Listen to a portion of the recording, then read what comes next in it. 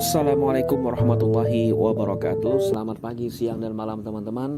Bagi kalian yang baru bergabung di channel Cerita Malam yang sekarang berubah jadi channel Story Moon, kami ucapkan selamat bergabung. Bagi kalian yang sudah subscribe dan kirim komentar, kami ucapkan terima kasih. Kali ini saya akan melanjutkan cerita yang kemarin tentang seorang transmigran yang mengalami hal horor ya ketika sampai di Kalimantan.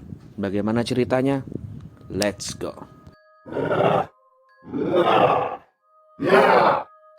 Setelah kejadian nestapa yang menimpa istrinya Pak Nur, Ibu Rohimah, hari demi hari pun berganti. Hari berganti minggu sampai berganti bulan. Namun tentu saja hal itu masih membekas di ingatan Pak Nur, bahkan terngiang-ngiang di saat dia ingin tidur. Seperti biasa rutinitas Pak Nur pagi hari, beliau di luar rumah memberi makan ayam ternaknya dan duduk menikmati pemandangan desa di pagi hari.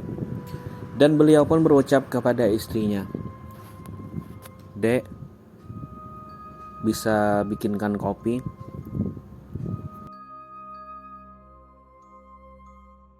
Istri Pak Nur pun membikinkan kopi pahit dengan ditambah gula sedikit, kesukaan Pak Nur, untuk dihidangkan kepada suaminya.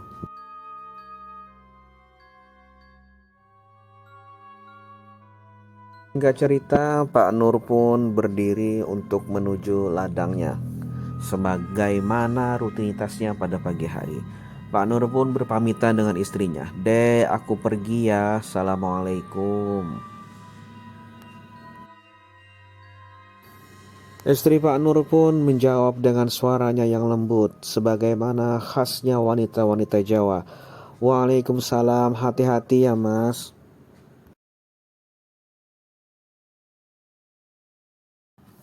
Pak Nur pun berjalan dengan sepatu bootnya langkah demi langkah. Tak terasa sudah 10 menit, 15 menit, 20 menit. Sampai tak terasa sudah 30 menit Pak Nur di perjalanan.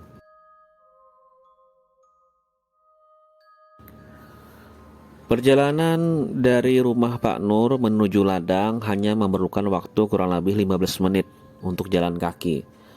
15 sampai 20 menit paling lambat untuk jalan kaki. Namun hampir 30 menit Pak Nur belum juga sampai ladang. Usut punya usut, Pak Nur tujuannya bukan untuk ke ladang. Tujuan beliau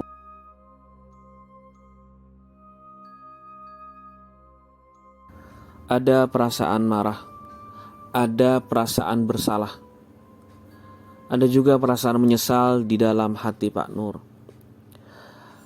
Namun karena beliau adalah orang yang tertutup, hingga kepada istrinya pun Ibu Rohimah beliau tidak mengungkapkan semua isi hatinya. Beliau terbiasa untuk menyelesaikan masalah sendiri. Beliau tidak terbiasa bercerita untuk orang lain, bahkan istrinya. Beliau pun terus berjalan, entah menuju mana. Intinya beliau ingin menenangkan hati beliau. Beliau pun tidak takut tersesat karena beliau yakin dengan pengetahuan beliau bahwasanya beliau menguasai jalan di hutan Kalimantan ini.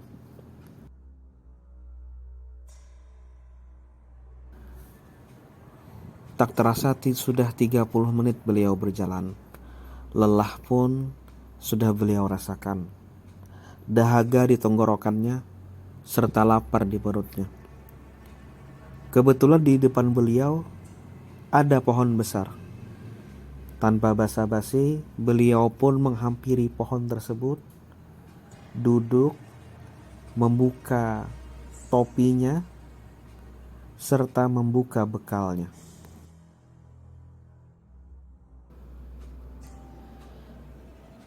Setelah makan, Pak Nur pun bersandar di pohon besar tersebut. Dikarenakan kelelahan dan setelah makan, Pak Nur pun merasakan kantuk yang sangat luar biasa.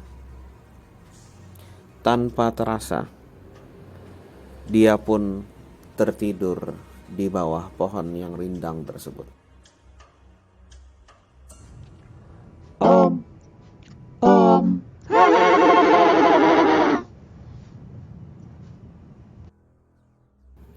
Mendengar suara itu pun Pak Nur terkejut. Beliau terkejut mendengar ada orang yang memanggil-manggil dirinya.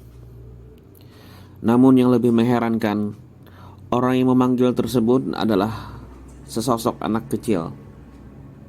Tapi kepalanya adalah kepala buaya.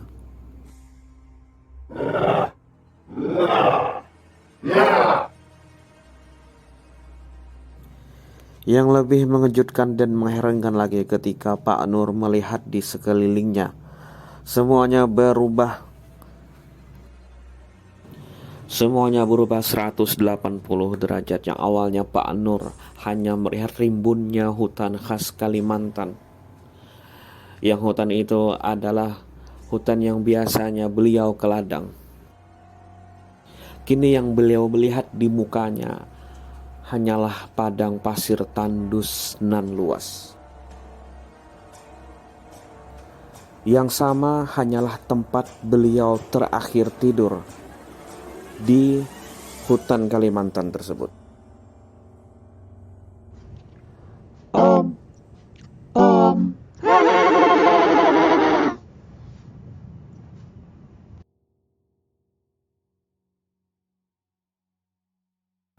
Karena yang terakhir beliau lihat adalah sosok anak kecil tadi.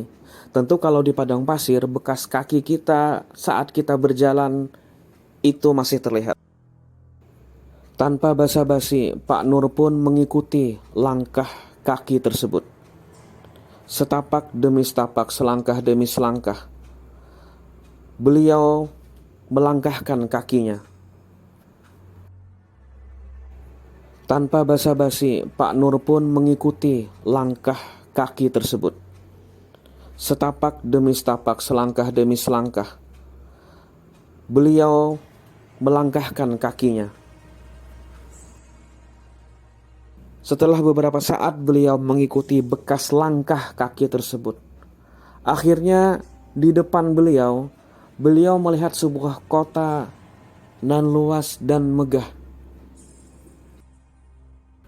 Hingga akhirnya sampailah Pak Nur di depan pintu gerbang kota yang megah tersebut. Setelah sampai di depan pintu gerbang, Pak Nur disambut oleh 2 pengawal yang tinggi dan gagah. Rupa pengawal ini seperti manusia pada umumnya. Namun lekukan di bibirnya tidak ada. Jadi di bibirnya itu rata saja. Tapi rupanya seperti manusia biasa. Gagah, kekar, tinggi, dan rupawan.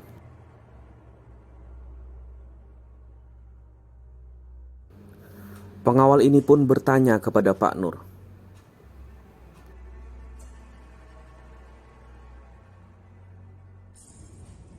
Kamu ngapain di sini?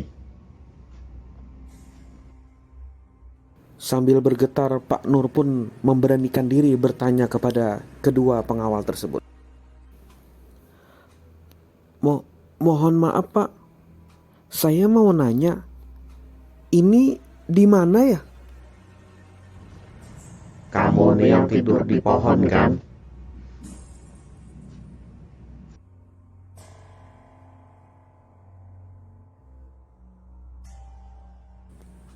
Dengan terkejut, Pak Nur pun langsung menyahut, "Oh iya Pak, saya yang tidur di pohon.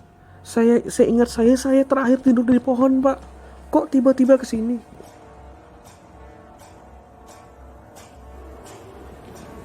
Tenang, jangan takut. Selama kamu baik, kami baik. Karena kamu telah masuk di wilayah kami. Kami pun punya peraturan sebagaimana manusia. Kalau kamu ingin kembali ke alammu, silakan masuk kota kami, kota Saranjana. Singkat cerita, Pak Nur pun memasuki kota Saranjana. Setelah memasuki kota, betapa terkejutnya Pak Nur melihat pemandangan kota yang sangat luar biasa. Bagaimana ada kota yang luar biasa megah tersebut di tengah padang pasir yang tandus.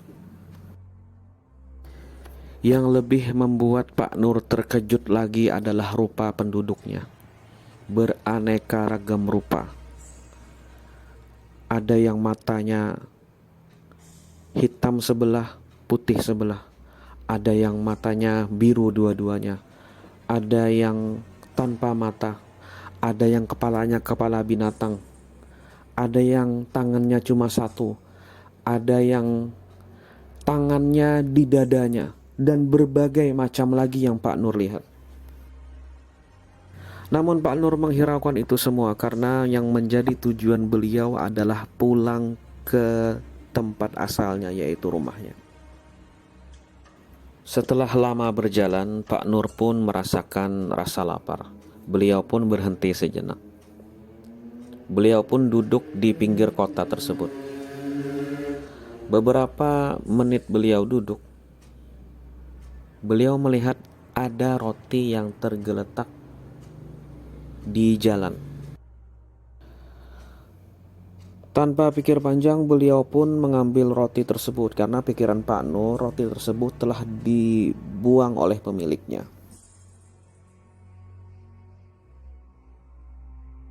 Namun tiba-tiba di belakang Pak Nur ada wanita tua yang matanya merah dan rambutnya acak-acakan mendekap belikatnya dan berkata,